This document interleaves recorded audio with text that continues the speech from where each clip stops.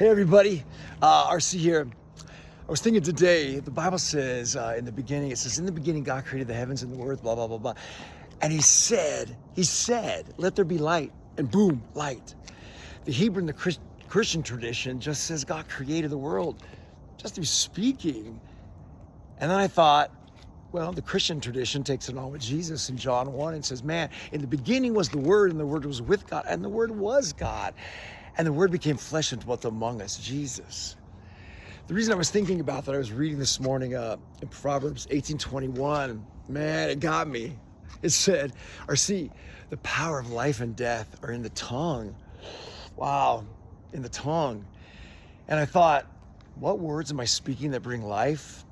What words am I speaking that bring death? What do I say to people? How do I react to people? Whether it's someone I love or just someone I am frustrated with at the store. Am I speaking things that create life? Am I speaking things that create death? Now that might be dramatic, but am I speaking things that help people have hope, or things that make people feel discouraged and want to give up? What about you? What are you talking?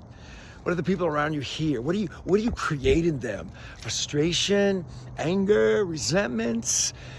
Or do you create life? Do you create hope? Do you create excitement? Do you create joy? Because you know what?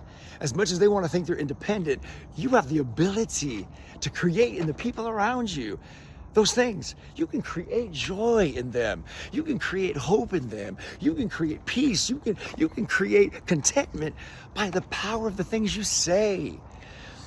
What about yourself? I asked myself when I read that, RC, what did you speak to yourself today? Maybe not out loud. I know what I said. I kind of trash talk some things about me. And I thought, RC, don't do it. Don't speak that. Speak life. Speak what God says about you, that you're the apple of his eye.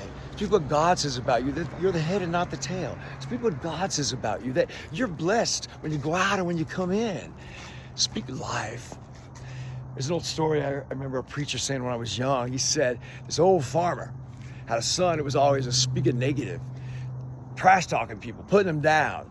He said, son, every time you say something bad, you got to take a nail and drive it into the fence in the back. And so eventually the son got the idea, and he learned to control his tongue. And so he went out there one day and he took the hammer, and he was so proud. He just ripped all those nails out. And he said, Dad, look, I got all the nails out. And the dad said, yeah, good. Look at all the holes in the fence. It'll never be the same. Remember that the words you speak to people in anger, the words you speak to people in resentment and frustration, you can apologize, you can say, I'm sorry. You can't take those holes out though. Don't do it. And conversely, think about what you can speak into your life, into the people around you. Good things, life. All right, tomorrow when we wake up, make it your point that you're gonna speak life into people. You're gonna speak hope. You're gonna speak things that create the good in them, not the bad. All right, good night.